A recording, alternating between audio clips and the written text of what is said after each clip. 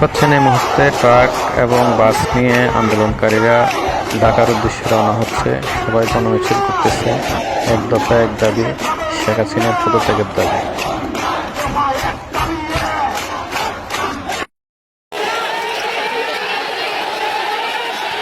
দর্শক, এই মুহূর্তে দেখতে পাচ্ছেন শরীয়তপুরে আজকে কোটা বিরোধী আন্দোলনকারীরা ধাওয়া পাল্টা দেওয়ার মধ্যে দিয়ে আন্দোলন শুরু করলো।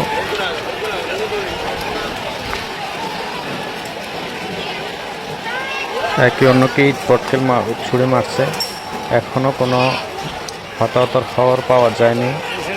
আপনারা যারা আমাদের চ্যানেলের সাথে যুক্ত আছেন, চ্যানেলটি সাবস্ক্রাইব করে নিয়মিত খবর পাওয়ার জন্য আমাদের সাথেই থাকবেন।